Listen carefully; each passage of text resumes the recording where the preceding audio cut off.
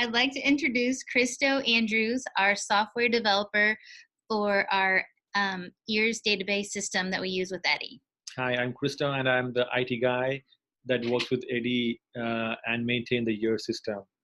Now, EARS is a website that we use to collect data, to monitor the kids, and for follow-up. We have the data coming in from manual entry, which are from the audiologist who enter the kids as they're diagnosed, and from the hospital reporters who enter the information about the kids who did not pass or fail screening on a monthly basis. Now we also have data coming in on a daily basis and that's automatic from the from the vital records birth, from the vital records death, and also from various other uh, reports. Now, this information comes to us within 2 days of a kid being born, and that is fast enough for us to start monitoring a kid. Um, I also spend like 2 days a week working with the AD staff to identify issues that they may have or to find various ways we can enhance the system.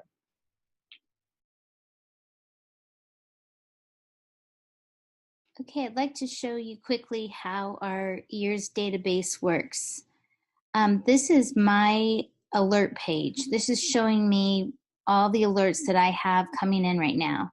And I'm going to work with Elmer Fudd. He had a temporary conductive diagnosed appointment. And I got an alert that that has lapsed, that he needed to return, and we haven't received any new information. So I can take a look at his day form from that appointment, and I can see that he had this kind of evaluation, and that these were the results. He was supposed to return in 6 months, and that has yet to happen. And I could now reach out to the audiologist or reach out to the family to see how things proceeded. If I were the audiologist and wanted to put in the next appointment, I can see that he did not pass his newborn hearing screen. The PCP is already pre-generated.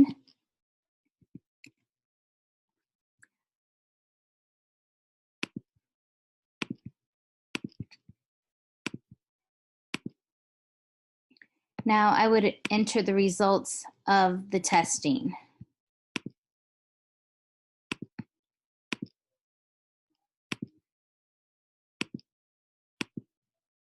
I can make recommendations.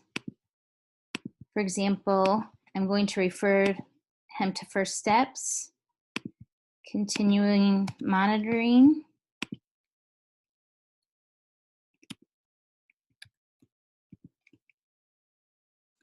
and sending the information to the PCP and the family. So now that the audiologist had entered that information, if you go back to my alerts, you will see that I now have an alert to send a toolkit to Elmer Fudd.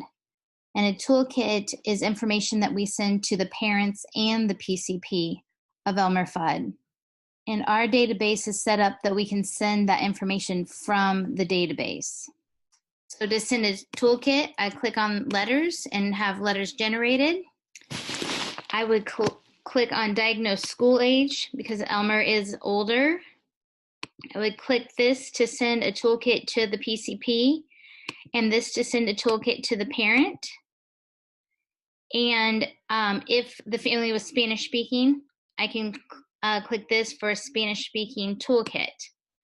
Then I make an alert to myself, or I can also make an alert to anyone in my department. And once I click save, those letters are created and sent out.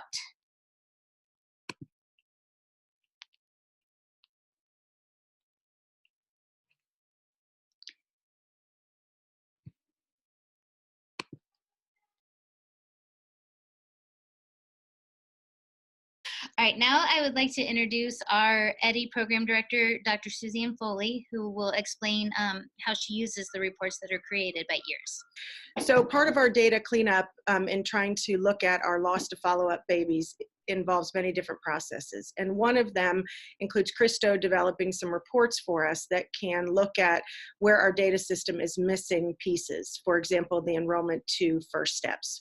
So our EARS system, we're going to show you one of the sections. Our EARS system has reports that we can pull up. So part of our system includes reports that Christo has developed, such as this one, which is the CDC reporting. And these reports he made that directly correlate with the survey that we have to turn in for our CDC data annually. Other reports he has developed based on our need for improvements in our system, including our quality assurance efforts. So right here under data cleanup, we can go to EI enrolled unknowns, and we get to this screen where we can run a report based on the year of all those babies that we do not have early intervention data on. So either an IFSP date or a enrollment status into EI. And then the report that we can run comes out into Excel. So we've taken out the names, but you can pull it up by name. And we have the this ID, which is called our PID, which allows us to look into EARS. So these are all the children that we don't have early intervention enrollment status on. And so we can take this report and go to the center, which they'll explain to you sooner with their Paris reporting system, and look up these babies by the PID and see if the center has information on enrollment. We can also go to our Guide by Your Side parents and program and ask if they have a relationship with the families. We can ask for that information on the enrollment into early intervention. So again, with these relationships, we can then use this data to look at different database systems and with our programs to get full data sets on our babies.